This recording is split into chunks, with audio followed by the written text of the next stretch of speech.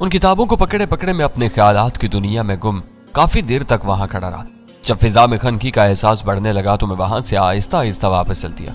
मुझे अगले रोज मकाऊ रवाना हो जाना था।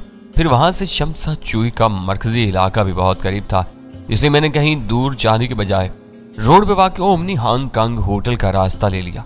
खरीदारी और सियाहत के लिए आए हुए गैर मुल्कियों की भारी तादाद की वजह से हांगकांग के अच्छे होटलों में पेशगी बुकिंग के बगैर उमूमन कमरे दस्तयाब नहीं होते, लेकिन मेरी खुशकिस्मती थी कि मुझे ओमनी होटल की 6ठी मंजिल पर कमरा मिल गया। ठिकाना मुयस्सर आते ही मकाऊ की फिक्र मेरे सर पर सवार होगी। मैं आरामदेह बिस्तर पर दराज होकर देर तक गजाला और उसकी मुश्किलात के बारे में सोचकर उदास होता रहा, और जब वो लहर मेरे लिए नाकाबिले बर्दाश्त होने लगी तो मैंने मकाऊ फोन करने का फैसला करते हुए बिस्तर छोड़ दिया।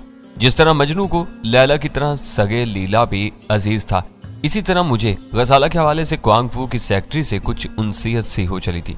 गजाला से मेरी बात होनी नामुमकिन थी, लेकिन यह तो हो सकता था कि मैं क्वांग फू की सेक्रेटरी को अपनी हांगकांग आमद की इतला देता। अगर उस औरत के दिल में तुरहम और इंसानी हमदर्दी का जरा सा भी जज्बा मौजूद होता तो मौका निकाल कर वो खुशखबरी गजाला तक पहुंचा सकती थी। क्वांग फू के महल के फोन से पहली ही घंटी पर राब्ता हो गया। रवायती मराहिल से गुजरने के बाद उसकी सेक्रेटरी लाइन पर आई तो उसने मेरी आवाज सुनते ही मुझे पहचान लिया। कहो वीरा का कोई सुराग मिला? उसने छूटते ही सवाल किया। या तुम अभी तक भटक रहे हो? मैं तुम्हें बता चुका हूँ कि मुझे वीरा के बारे में कुछ मालूम नहीं। मैं उसकी नकलो हरकत के बारे में अंधेरे में हूँ। कोई ना कोई उसके बारे में जरूर जानता होगा। शायद ऐसे लोगों तक तुम्हारी रसाई नहीं है। हो सकता है कि तुम्हारा ख्याल दुरुस्त हो। मैं तुम्हें सिर्फ यह बताना चाहता था कि मैं तुम्हारे मशवरे पर अमल करते हुए अभी अभी हांगकांग आ चुका हूँ। कल मैं मकाऊ पहुंचने की कोशिश करूंगा। वाकई? उसने मेरी बात काट कर हैरत से पूछा। इस वक्त तुम कहाँ से बोल रहे हो? कमरा नंबर 610 ओमनी होटल। मुझे देर ना हुई होती तो मैं अभी मकाऊ के लिए निकल खड़ा होता। मैंने आंख बंद करके तुम्हारे मशवरे पर अमल किया। अब डॉन तक रसाई के लिए तुम्हें मेरी मदद करना होगी। अपने तौर पर मकाऊ का रुख करने की गलती ना करना। उसने जल्दी से कहा। अजनबियों के लिए मकाऊ बहुत खतरनाक जगह है। अब तुम हांगकांग आ ही गए हो तो सुबह अल्फा हाउस में चाइना ट्रैवल सर्विस की मिस रोजीना से मिल लेना। मेरा हवाला दोगे तो वो तुम्हारी काफी मदद करेगी और तुम्हारी आमद का इंतजाम करा देगी। लेकिन ये अल्फा हाउस कहाँ है? मैंने उसके ताउन पर खुशी महसूस करते हुए पूछा। तुम्हारे होटल से चंद मिनट का रास्ता है। नाथन रोड पर यह इमारत खासी मशहूर है। चाहो तो इस नंबर पर फोन कर लेना, बल्कि जाने से पहले फोन करना ही बेहतर होगा। तुम्हारे बारे में वो मुझे बाखबर रखेगी। मौका मिला तो मैं मकाऊ में खुद तुमसे राब्ता कायम करूंगी। तुम मुझे फोन कर सकते हो, लेकिन मुझ तक पहुंचने की कोशिश तुम्हें महंगी पड़ सकती है। इस हमदर्दी के लिए मैं तुम्हारा बहुत शुक्रगुजार हूँ, लेकिन तुम मुझे खौफजदा करने की कोशिश कर रही हो। मकाऊ अजनबियों के लिए खतरनाक है। तुम तक पहुंचने की कोशिश महंगी पड़ सकती है। आखिर इन बातों से तुम्हारा क्या मतलब है? मैं कुछ नहीं बता सकती। यहाँ आओगे तो खुद ब खुद सारी बातें समझ में आती। उसका फिक्रा अधूरा रह गया और यक बेयक फोन की लाइन कट गई। हांगकांग जैसे तरक्की याफ्ता शहर में टेलीफोन लाइन का यूं अचानक मुनक़ता हो जाना मेरे लिए नाकाबिले फहम बल्कि तशवीशनाक था। मेरे जहन में पहला ख्याल यही आया कि कहीं डॉन के किसी नमकख्वार ने वो गुफ्तगू सुनकर उस औरत पर हाथ न डाल दिया। वो फोन पर किसी ऐसे शख्स के साथ हमदर्दाना गुफ्तगू में मसरूफ थी जिसे डॉन ने कोई भी बात न कराने की हदायत की हुई थी। अगर वो औरत अताब में आ गई थी तो फिर गजाला भी खतरे में थी। उस इम्कान का ध्यान आते ही मेरे बदन में सनसनी की लहरें सरायत कर गई और मैं दोबारा डॉन का नंबर मिलाने में मसरूफ हो गया। तीसरी कोशिश में डॉन क्वांग फू के नंबर से राब्ता हो गया।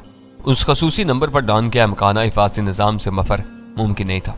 जो लोग चूहे की करबामेज आवाज़ों के ड्रम से वाकिफ थे वही डॉन की सेक्रेटरी से हम कलाम होने का शर्फ हासिल कर सकते थे, और मेरा शुमार ऐसे ही गिने चुने कुछ नसीबों में किया जा सकता था। इसलिए मैं अपने तमाम तरह जान के बावजूद तरद्दुद के आलम में उन लम्हात के गुजर जाने का इंतजार करता रहा। मराहिल गुजर जाने के बाद यूं ही सिलसिला कलाम की इब्तिदा हुई। डॉन क्वांग फू की सेक्रेटरी ने अपने साउंड स्कैनर के जरिए मेरी आवाज़ पहचान ली और उसका लबो लहजा खुश्क हो गया। तुम बार बार फोन करके मुझे परेशान न करो। उसकी तेज और तुंद आवाज़ उभरी। तुम कराची में रहो या मकाऊ में आओ, ये तुम्हारी अपनी मर्जी पर मुनहसर है। मैं तुम्हें बता चुकी हूँ कि अब डॉन तुमसे इस मसले पर कोई बात नहीं करेगा, ना ही मैं तुम्हारी कोई मदद कर सकती हूँ। उसके फिक्रे मानी खेज थी। मैंने चंद मिनट पहले ही फोन पर उसे बताया था कि मैं कराची से हांगकांग पहुंच चुका था। जवाब में उसने मुझे चाइना ट्रैवल सर्विस में एक लड़की से रजू करने का मशवरा भी दिया था, लेकिन अब वो बात से अनजान बनकर बज़ाहिर मुझे टोकने पर तुली हुई थी, जैसे उसे मेरी हांगकांग में मौजूदगी का इल्म ही ना हो। उसका मतलब था कि मेरी पहली कॉल इत्तफाकन मुनक़ता नहीं हुई थी। शायद उसे अपने कुर्ब जवार में किसी की मौजूदगी का शुबा हो गया था और उसने अपनी चमड़ी बचाने के लिए लाइन काट दी थी। दूसरी बार गुफ्तगू की इब्तिदा होते ही उसने मकाऊ के साथ मुझे अपनी पोजीशन समझाने की कोशिश की थी। मेरे लिए वो बहुत अच्छी अलामत थी कि डॉन के नाकाबिले रसाई महल में मेरी एक ऐसी हमदर्द पैदा हो चुकी थी जो डॉन की लाइल्मी में मेरी मदद कर सकती थी। अगर मैं डॉन से फोन पर बात नहीं कर सकता तो फिर मुझे मकाऊ ही आना पड़ेगा। मैंने उसकी गुफ्तगू की रोशनी में कहा, मैं पहली फुर्सत में मकाऊ पहुंचने की कोशिश करता हूँ। मैं अपना सर डॉन के कदमों में रख दूंगा, फिर उसकी मर्जी होगी कि मुझे उठाकर सीने से लगा ले या मेरी गर्दन उड़ा देगा। बस बस, अब मैं तुम्हारी मजीद तकरीर नहीं सुनूंगी। मेरी बात काटते हुए उसकी तुरश आवाज उभरी। अब तीसरी बार फोन करके अपना और मेरा वक्त बर्बाद करने की कोशिश न करना। उसी के साथ दूसरी तरफ से फोन का सिलसिला मुनक़ता कर दिया गया। मैं चंद सानियों तक बेजान रिसीवर को अपने कान से लगाए खालिउल ज़हनी के आलम में बैठा रहा, फिर उसे कैरेडल पर डाल दिया। डॉन की सेक्रेटरी से गुफ्तगू करते हुए पहली बार फोन का राब्ता यकलख्त मुनक़ता होने पर मेरे ज़हन में जिन अंदेशों ने जन्म लिया था वो यकसर बेबुनियाद साबित नहीं हुए थे। दूसरी होने वाली बातचीत से ये ज़ाहिर हो गया था कि हमारी गुफ्तगू कहीं और भी सुनी जा रही थी, या फिर सेक्रेटरी के पास डॉन का कोई पुराना नमकवार चा पहुंचा था जिसकी मौजूदगी में वो बेपरवायाना अंदाज में गुफ्तगू जारी नहीं रख सकती थी। उससे दोबारा बात करके मुझे कम से कम ये इत्मीनान हो गया था कि मेरी और उसकी इब्तदाई गुफ्तगू के नतीजे में वो फौरी तौर पर किसी अताब का निशाना नहीं बनी थी। वो खुद महफूज थी, जिसका मतलब था कि गजाला पर भी किसी सख्ती के आगाज का खतरा नहीं था, और उस वक्त मेरे लिए वही बड़ी बात थी। मैं कमरे की रोशनियां गुल करके आरामदेह बिस्तर पर दराज हो गया ताकि आने वाले दिन की हंगामा खेज भाग दौड़ के लिए अपनी तवानाइयां मुजतमा कर सकूं, लेकिन नींद मेरी आंखों से कोसों दूर थी।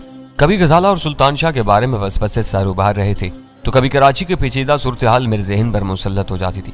गजाला के साथ साथ मेरे लिए ब्लू क्रॉस डील भी बहुत अहम थी। एक तरह से वो दोनों जाती और कौमी इफ्तिखार के मामलात थे।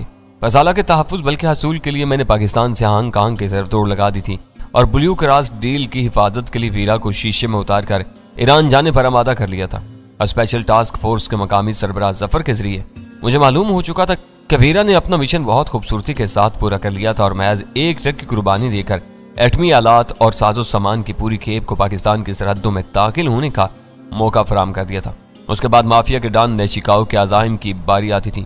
फुशी की पसपाई से पैदा होने वाले फसूखेज खला को माफिया की सरगर्मियों से पुर करना चाहता था। उसके मरबूत मंसूबे में मंशियात की अंधी कमाई की सियासत में सरमायाकारी को कलीदी अहमियत हासिल हो गई थी। अपने अज़ाइम के इस्तेकाम के लिए उसने जिमी लाइट से समझौता भी कर लिया था, जिसकी रोज से अगर मैं बीम गन और सिल्वर आइज वापस कर देता तो शी का सरबराह मेरा पीछा छोड़ सकता था। लेकिन मेरे लिए आने वाले दिन बहुत गैर यकीनी थे। वीरा को 2 तिलाई सिक्कों का मालिक बना देने के बाद मेरे पास सिर्फ एक सिल्वर आई रह गई थी, जो किसी भी आड़े वक्त में मेरे काम आ सकती थी। रही बीम गन तो वो हांगकांग में भी मेरा वाहिद हथियार थी। अपनी नागुज़ीर ज़रूरियात के पेश नज़र मैंने निशिकाओ से कह दिया था कि मेरे पास जिमी लाइट के मतलूबा अशिया मौजूद नहीं थी। उससे इनकार करते हुए मेरे जहन में ये इम्कान पूरी तरह रोशन था कि निशिकाओ का जवाब मिलने के बाद जिमी लाइट मुश्तिल होकर मेरे खिलाफ ज्यादा शद्दोमत से सफ़ा रहा हो सकता था, और शायद माफिया वाले भी मेरी भरपूर हमायत से किनारा कश होकर मुझे शी के रहमो करम पर छोड़ देते। लेकिन मेरे सितारे मेरा साथ दे रहे थे। कुदरत ने काफी अर्सा पहले मेरी मदद के इम्कानात की दाग बेल टाल दी थी। बिली गैंग, जो शी का एक मकार और खूनखार एजेंट था, इब्तदा ही से निशिकाओ के पीछे लगा दिया गया था। मरने से कबल उसने अपनी गुफ्तगू में यह बता दिया था कि वो निशिकाओ की बू सूंघता हुआ शिकागो के चाइना टाउन में उसके ठिकाने पर पहुंचा था, और उसका ताक़ुब करता हुआ डिफेंस के उस मकान में पहुंचने में कामयाब हो गया था जहां निशिकाओ मेरे साथ अहम गुफ्तगू में मसरूफ था। शीख उस एजेंट ने अपनी गुफ्तगू की इब्तिदा में यह जिक्र भी किया था कि निशिकाओ मुझसे मुलाकात का मिशन लेकर बैंकॉक से निकला था। बैक वक्त शिकागो और बैंकॉक के जिक्र से मैं सिर्फ एक ही नतीजा अखज़ कर सका था कि निशिकाओ ने मेरे बारे में सौदेबाजी के लिए शी के किसी आई मैन या शायद जिमी लाइट से बैंकॉक में मुज़ाकरात किए होंगे, जिनमें यह तय पाया होगा कि अगर मैं सिल्वर आइज और बीम गन वापस करने पर आमादा हो जाऊं तो जिमी लाइट मेरे खिलाफ अपनी महाज राय तर्क कर देगा। वो समझौता होने के बाद निशिकाओ शिकागो लौट गया होगा, और शी ने बिली गैंग को उसके पीछे लगा दिया ताकि वो निशिकाओ के ताक़ुब में मुझ तक पहुंच सके। मैं निशिकाओ को उसकी मतलूबा अशिया लुटाने पर आमादगी जाहिर करता तो शायद बिली गैंग कोई भी कार्रवाई किए बगैर वापस लौट जाता, लेकिन मेरी हठधर्मी का मुजाहरा देकर वो मुझे कत्ल करने के इरादे से सामने आने पर मजबूर हो गया। निशिकाओ के लिए तसव्वुर हद तक अमेज था कि शी के बड़ों ने माफिया के एक डॉन पर एतमाद न करते हुए अपने एक मामूली हरकारे को इब्तदा ही से उसके ताक़ुब में लगा दिया था। शी की तरफ से बेअतमादी के उस शर्मनाक मुजाहरे की बिना पर निशिकाओ मेरे इनकार के मुजम्मरात को नजरअंदाज करने पर मजबूर हो गया, और मैं माफिया में अपना मकाम बरकरार रखने में कामयाब रहा। मुझे दूसरी बड़ी कामयाबी यह हुई कि मैं डॉन की तरफ से मकामी सियासत में सरमायाकारी की हदायत की आड़ लेकर अमीर जान से मुलाकात का बहाना करके कराची से निकलने में कामयाब हो गया था। इस मरहले पर मेरे लिए सिर्फ एक ही बात तशवीशनाक थी कि निशिकाओ और डॉन क्वांगफू पदाइशी एतबार से हम वतन और कदीम पड़ोसी नहीं, बचपन के गहरे दोस्त भी थे। उनमें से एक माफिया का डॉन था तो दूसरा शी का नाकाबिल शिकस्त आई मैन। लेकिन निशिकाओ को अपने बचपन के मरासम पर इतना नाज था कि वो पेशा वराना रकाबत के अंसर को नजरअंदाज करके डॉन क्वांगफू से मकाओ में मुलाकात करने का इरादा कर चुका था, और उस मुलाकात का सबब भी मेरी ही जात थी। डॉन निशिकाओ मुकाओ में डॉन क्वांग फू से मिलकर उसे यह समझाना चाहता था कि वो मेरे मामले में अपने super I man Jimmy Lloyd को एतदाल की राह पर रहने का मशवरा दे, ताकि मेरी वजह से सी और माफिया के पेशावराना मरासिम में कोई दरार न पड़ने पाए। निशिकाओ की तजुर्बाकार निगाहों ने यह भांप लिया था कि आने वाले दिनों में माफिया की कारकर्दगी में मेरा किरदार बहुत ही अहम नौयत का हामिल होगा, और अगर शी या जिमी लॉयड की तरफ से महज आराई का तसलसल बरकरार रहा तो उसके नतीजे में मेरी आला कारकर्दगी मुतासर हो सकती थी। इन पेचीदा और गुंजलक ख्यालात से लड़ते हुए मेरे ज़हन पर तकान तारी होने लगी और मैं सिगरेट सुलगाकर अपने कमरे की उस खिड़की के सामने जा खड़ा हुआ जो हार्बर के नीले पानियों और उसके पार फैले हुए हांगकांग के पहाड़ी जजीरे की तरफ खुलती थी। उस रात रह रहकर मेरी आंख खुलती रही और मैंने अमलन वो पूरी रात नीम ख्वाबी और बेख्वाबी के आलम में गुजारती, और जो ही खिड़की से बाहर राहवारे मशरिक का नूर फैलता नजर आया, मैं बिस्तर छोड़कर गुसल खाने में जा घुसा। बदन पर गिरने वाली पानी की नीम गर्म और ठंडी धारें चंद ही मिनट में सारी थकान बहा कर ले गईं और मैं ताजगी के एक नए एहसास के साथ गुसल खाने से बाहर निकला। होटल के डाइनिंग हॉल में मैंने बहुत धीमे धीमे नाश्ता खत्म किया। मेरा मुद्दा सिर्फ वक्त गुजारने का था, क्योंकि चाइना ट्रैवल सर्विस का दफ्तर सुबह 9 बजे से पहले नहीं खुलता था। मुकर्रर वक्त पर मैंने अपने कमरे से चाइना ट्रैवल सर्विस का नंबर मिलाया तो दूसरी तरफ से फोन उठाने वाली ही मेरी मतलूबा खातून साबित हुई। मिस रोजीना, मेरा नाम तनवीर है, मैंने आहिस्तगी से कहा। मुझे मिस शवाए ने तुमसे राब्ता करने का मशवरा दिया था, मैं इस वक्त तुमसे मिलना चाहता हूँ। ओह, रोजीना की नरम और मुतरन्नम आवाज उभरी। शवाए मेरी बहुत अच्छी और पुरानी दोस्त है, लेकिन क्या यह मुमकिन नहीं कि मुलाकात के लिए तुम शाम तक इंतजार कर लो? मैं 6 बजे ऑफ हो जाती हूँ, लेकिन मेरा अभी मिलना जरूरी है, क्योंकि मैंने जोर देते हुए आजाद करनी चाहिए, लेकिन रोजीना इज़रारी तौर पर मेरी बात काट दी। मैं दफ्तर में बहुत मसरूफ होती हूँ, वैसे भी यहाँ काम के औकात में निजी मुलाकातों को मायूब समझा जाता है। मैं तुम्हें मुनासिब तवज्जो न दे सकी तो तुम भी बुरा महसूस करोगे। फिर वही खालिस कारोबारी ज़हनियत जिसने हांगकांग में बसे हुए खुशहाल चीनियों को जज्बात से आरी मशीन बनाकर रख दिया है। मैंने दिल ही दिल में सोचा, फिर जल्दी से कहा, मेरी मुलाकात का ताल्लुक तुम्हारे काम से है। मैं जल्द अज जल्द मुकाओ जाना चाहता हूँ। मुझे डर था कि मैंने उसे कायल करने में ताखीर से काम लिया तो कहीं वो वक्त की कफायत के लिए यकबयक कोई अलविदाई फिक्रा अदा करके फोन बंद ही ना करते। बिजनेस की बात है तो बिला तकल्लुफ चले आओ। रिसीवर पर पहली बार उसकी खुश दिलाना हंसी की आवाज सुनाई थी। हमारा दफ्तर 27 नाथिन रोड पर अल्फा हाउस की पहली मंजिल पर है। सीढ़ियां नाथिन रोड की बगली सड़क पर हैं।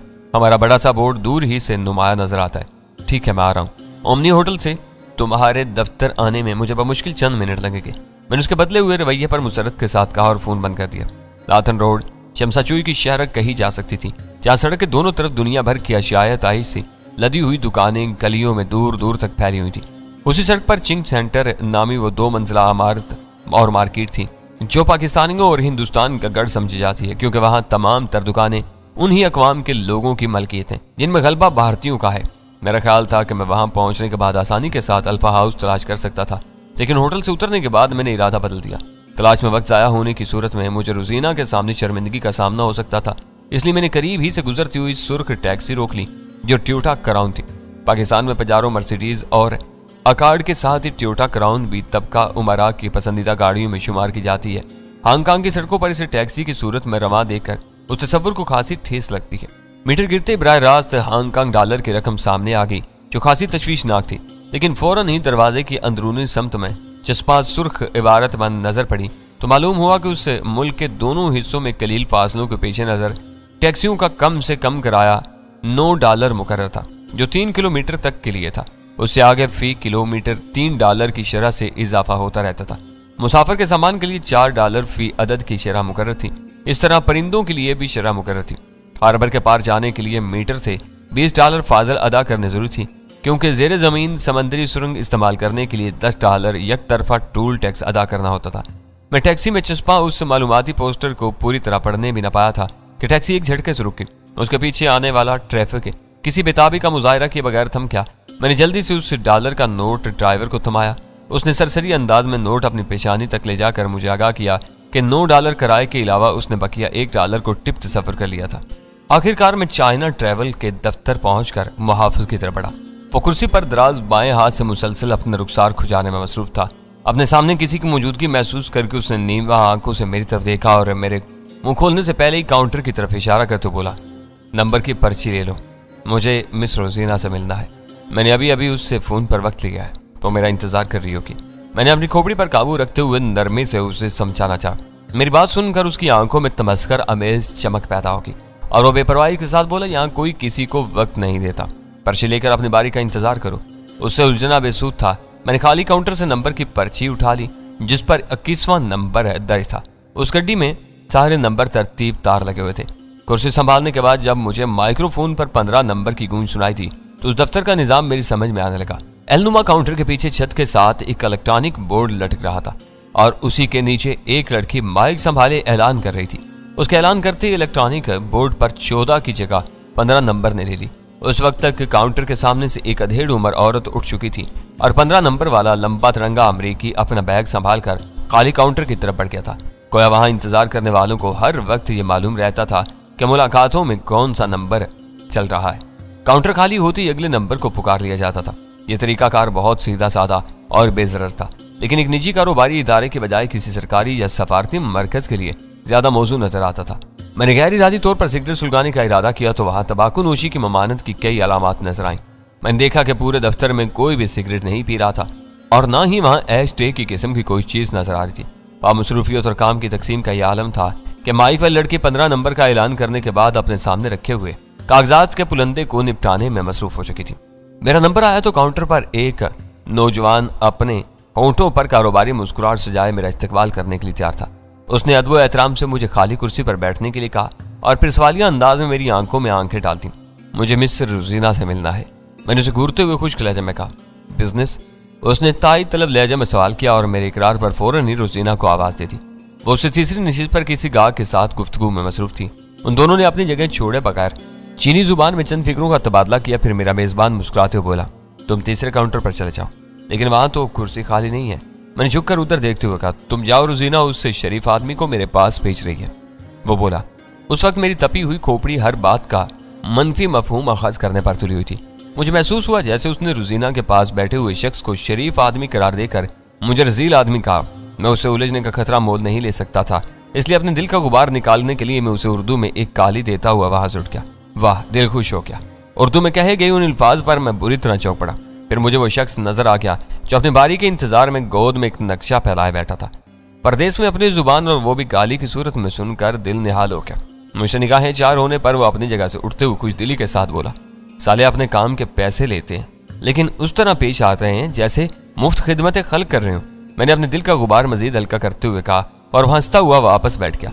उसी असना में रुजीना के सामने वाली कुर्सी खाली हो चुकी थी। मैंने देखा कि चिपटे नकूश और मुतवर्रम आंखों के बावजूद वो खासी दिलकश और कबूल सूरत लड़की थी। सबसे बड़ी बात यह थी कि उसके चेहरे पर फलसफियाना संजीदगी के बजाय बारोनक मुस्कुराहट रची हुई थी। मेरा ख्याल है कि फोन पर मेरी तुम ही से बात हुई थी। उसने अपनी कुर्सी से उठकर मुझसे हाथ मिलाते हुए गर्मजोशी के साथ कहा, मेरा नाम रुजीना है, रुजीना बीन, और मुझे तनवीर कहते हैं। उसकी गर्मजोशी ने पल भर में मेरा गुस्सा तहलील कर दिया। मैं जल्द अज जल्द मुकाव चाहना चाहता हूँ। कुर्सी संभालते ही मैंने मतलब की बात छेड़ दी। कब वापसी का इरादा है? उसने अपनी कोहनियां काउंटर पर टिकाकर कदर धीमी आवाज में पूछा। 2-4 दिन या शायद 1 हफ्ता भी लग सकता है। अभी मैं कुछ नहीं कह सकता। मैं तुमसे फोन पर बात करते ही समझ गई थी कि ऐसी कोई बात होगी, वरना शायद तुमको मुझसे रज्जू करने का मशवरा नहीं देती। कई मकाओ के जुए खानों की शोहरत तो तुम्हें वहां नहीं ले जा रही। क्या गैर मुल्कियों के लिए उन जुए खानों में दाखिला ममनू है? मैंने हर से पूछा। उनकी रौनक ही गैर मुल्की स्याहों के दम से।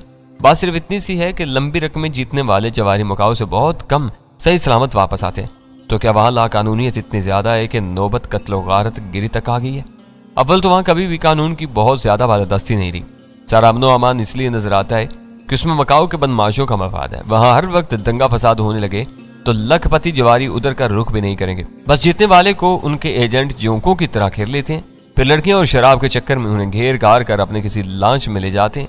खुले समंदर से वापसी पर उसका शिकार अपनी सारी जमा पूंजी से महरूम हो चुका होता है और शर्म के बायस किसी से शिकायत तक नहीं करता। तुम तो मकाओ पर अथॉरिटी मालूम होती हो। मैंने हंस कर कहा, मेरा जुएबाजी का कोई इरादा नहीं है। मैं डॉन कॉन्ग फू से मिलने के लिए वहां जाना चाहता हूँ। मेरी बात पूरी होने से पहले ही उसकी आंखें हर से फैल गईं। फिर उसने सहमी आवाज में कहा, वो मकाओ का बहुत खतरनाक और बड़ा आदमी है और उसका नाम लेने वालों की जुबानें तक कट जा चुकी हैं। सब लोग उसे सिर्फ डॉन या बड़ा भाई कहते हैं। मकाओ जा रहे हो तो आइंदा उसका नाम लेने की गलती न करना। उसके उस इंकशाफ पर मुझे अपना हल्क खुश्क होता हुआ महसूस हुआ, लेकिन मैंने मुस्कुराते हुए कहा, हदायत का शुक्रिया, मैं ख्याल रखूंगा। उसने समझाने के साथ साथ मुझे ये भी बावर करवा दिया कि वो शाम तक मेरा काम कर देगी और मुझे उस वक्त तक इंतजार करना होगा। उससे तमाम तर मामलात तय होने के बाद मैं वहां से उठ गया। मैं बगली रास्तों से आगे बढ़ा तो एक छोटे से पार्क के किनारे दो औरतें ठेलों पर कुछ बेचती हुई नजर आईं। मैं वक्त गुजारी का ख्याल से एक ठेले पर रुक गया। ठेले पर हर रंग और साख्त की सैकड़ों खूबसूरत घड़ियां बिखरी हुई थी और कई गैर मुल्की मर्द और औरतें बहुत हैरत और इश्तियाक के साथ उस ढेर में अपनी पसंद के मॉडल तलाश कर रहे थे। मोल तोल का कोई हिसाब नहीं था। बेचने वाली जिस घड़ी के $100 मांगती थी, खरीदार 40 लगाता था और फिर 60-70 में सौदा हो जाता था। आसपास कुछ और हाकर भी मंडला रहे थे। किसी के हाथों में नफीस लाइटर थे तो कोई सिल्क की टाहियों की सौदागरी कर रहा था। मैं उस भीड़ से हटा तो कुर्बुजवार से निकलकर अचानक एक चीनी नौजवान मेरे करीब आ गया। उम्दा घड़ियां खरीदोगे? उसने शाइस्ता अंग्रेजी में सरगोशी करते हुए अपने हाथ में दबी हुई फोटो एल्बम की वर्क करदानी शुरू कर दी। एल्बम में घड़ियों की तस्वीर थी। तुम जिस औरत के ठेले पर खड़े थे वो उल्लू की पट्टी बहुत मक्कार बल्कि पक्की ठग गए। मेरे तरद्दुद पर उसने जल्दी से कहा, दोगुनी कीमत बताकर ड्योढ़ी कीमत तक ग्राहकों को लूटती रहती है। खूबसूरत केस में बंद की हुई वायात मशीन थोड़े ही दिन में दागे मफारकत दे जाती है। और तुम क्या बेचती हो? मैंने उसकी आंखों में झांकते हुए सवाल किया। डाडो, सीको, डेल्मा, इस जैसी बहुत सी। तुम्हें जो बेहतरीन घड़ी दरकार हो वो नहायत मुनासिब दामों पर दिलवा सकता हूँ। सामने मेरी दुकान है। मेरी वैरायटी देखकर तुम हैरान रह जाओगे। उसने मेरे साथ चलते हुए मुझे शीशे में उतारने की कोशिश की। असली या 2 नंबर? मैंने उसे मरूब हुए बगैर चुपता हुआ सवाल किया। गारंटी के साथ असली माल होगा, उसने पूरे एतमाद के साथ कहा। तुम घड़ियों के शौकीन मालूम होते हो, भला तुम्हें धोखा कौन दे सकता है? मैं उसकी चापलूसी पर दिल ही दिल में हंस से बगैर नहीं रह सका। वो फकाराना चाबकदस्ती के साथ मेरी अना को बाहर कर मुझे अपने जाल में फांसने की कोशिश में था। दरअसल हमारे पास फैक्ट्रियों से पार की हुई घड़ियां आती हैं। उसने अपनी जाल साजी का अनोखा राज घड़ते हुए बात जारी रखी। हर कंपनी से साल में 10-5 घड़ियां आती हैं जो तुम जैसे खुश नसीब खरीद कर कोड़ियों के मोल ले जाते हैं। उस वक्त तक हम खासी दूर चलकर एक तंग मार्केट में दाखिल हो चुके थे, इसलिए मैंने पूछा, तुम्हारी दुकान अब कितनी दूर है? कि बस थोड़ी दूर है, तो मेरे साथ चलते रहो। दरअसल हम लोग अपनी कीमती घड़ियां हर कस्सो नाकस को दिखाकर अपना और उसका वक्त बर्बाद नहीं करते, आदमी को पहचान कर बात करते हैं। मुझे फख्र है कि गाहक की पहचान में मुझे आज तक धोखा नहीं हुआ है। वो अपनी चिकनी चुपड़ी बातों में उलझा कर मार्केटों और गलियों से गुजरता हुआ तकरीबन 1.5-2 किलोमीटर दूर ले गया मुझे। आखिर उस मिशन का इख्तिताम एक ऐसी पतली सी इमारत के सामने हुआ जिसका दाखिली दरवाजा बंद ही नहीं बल्कि अंदर से मुकफ्फल भी था। उसने दरवाजे की शीशे पर दस्तक दी तो मुसल्ला दरबान ने दरवाजा खोल दिया और मुझे लेकर लिफ्ट में दाखिल हो गया। तुम तो दुकान कह रहे थे, ये हम कहाँ जा रहे हैं? मैंने हल्का सा एहतजाज किया। ये हांगकांग है, वो हंसते हुए बोला। यहाँ आधी दुकानें ऐसी इमारतों में, इस इमारत में हमारे अलावा हीरों के कुछ व्यापारियों की भी दुकानें हैं। इसी वजह से इमारत में आम आदमियों के दाखिले पर सख्त पाबंदी है। चौथी मंजिल पर लिफ्ट से उतरने के बाद हम एक मुकफ्फल दरवाजे पर रुक गए। शीशे के दरवाजे के उस पार एक सोफे पर एक मोटा सा चीनी करवट लिए सो रहा था। 2 आदमी एक मेज के गिर्द बैठे ताश खेल रहे थे। अपने साथी को देखते ही उनमें से एक ने उठकर दरवाजा खोल दिया। हमारे अंदर दाखिल होते ही उन दोनों ने मेज पर से बियर की लंबी बोतलें उठाई और अंदर वाले कमरे में गायब हो गए, जहाँ पहले से किसी की मौजूदगी के आसार थे। उस कमरे में एक तरफ वजनी तिजोरी रखी हुई थी, मचान पर बिस्तरों का ढेर नजर आ रहा था। मुझे ये अंदाजा लगाने में दुश्वारी नहीं हुई कि वो 5-7 चीनी उन ही कमरों को रहायश के तौर पर इस्तेमाल करते थे और जिनमें बिस्तर समेट कर उन्हें दुकान या दफ्तर या कारखाने का रूप दे देते थे। बेर, चाय या काफी? मुझे कुर्सी पर बिठाने के बाद लाने वाले ने रस्मन सवाल किया। कुछ भी नहीं, मैंने उससे उजाड़ दफ्तर का जायजा लेते हुए कहा। अगर ये तुम्हारी दुकान है तो घड़ियां या दूसरा सामान कहाँ है? यहाँ तो कुछ भी नजर नहीं आ रहा। उसने घड़ियों की तस्वीर वाली एल्बम मेरे सामने डाल दी। तुम इनमें से मॉडल पसंद करके बताओ, मैं भी पैदा कर दूंगा। चंद कीमती घड़ियां तो इस वक्त भी तिजोरी में मौजूद होंगी, लेकिन माल ढेर करने के बजाय तुम्हारी पसंद का अंदाजा हो जाए तो बेहतर रहेगा। और मेरे और उसके मुज़ाकरात के दौरान में अंदर वाले चीनी पुरस्कार अंदाज में बार बार हमारे कमरे में झांकते रहे। उनके दरमियान कुछ बातें भी हो रही थी। मैं उस माहौल में खुद को नहायत गैर महफूज और बेयारो मददगार महसूस कर रहा था। मुझे लाने वाले ने अपने मुश्तबा कारोबार के बारे में पहले ही इजहार ख्याल कर दिया था। उस वक्त मैं उनके दफ्तर में महबूस था। अगर वो ठगी की कोशिश में नाकाम रहने पर चिल्लाकर मेरे खिलाफ कोई इल्जाम आयद कर देते तो मेरे पास अपने दिफा के लिए बीम गन के अलावा कोई मुअस्सर दलील नहीं थी। मैंने एल्बम में से चंद कीमती घड़ियों के मॉडल पसंद किए और उसने मुझे सिर्फ 2 घड़ियां दिखाई। खुले बाजार में इन असली घड़ियों की कीमत किसी तरह $10-12 से कम न होती, लेकिन उसने मुझे सिर्फ 1000 हांगकांग डॉलर के लगभग बताए। उसका इसरार था कि वो फैक्ट्री से चुराई हुई असली घड़ियां थी, जबकि मैं मशहूर आलम घड़ियों की चरबासाजी में हांगकांग की चौरस से बाखूबी वाकिफ था। लेकिन उस दफ्तर के पुरस्कार और गैर महफूज माहौल में मैं घुटन महसूस कर रहा था, इसलिए उन्हीं में से एक घड़ी पर मोल तोल करके 400 में सौदा कर लिया। मैं अमेरिकी डॉलरों में रकम अदा कर रहा था तो अंदर वाले कमरे से एक सफेद फार्म बरामद हुआ। उसके चेहरे पर फैली हुई मुसर्रत से जाहिर हो रहा था कि वह हजारों का माल सैकड़ों में खरीदने पर खुश था। मुझसे निगाहें चार होती उसके लबों पर आसूदा सी मुस्कुराहट फैल गई। इसे इज्जत और एहतराम के साथ बाहर हाँकने के बाद इसका मेजबान चीनी भी मेरे पास आ गया। ये सफेद फार्म अपने पूरे खानदान के लिए 10 घड़ियां खरीद कर लेके आए।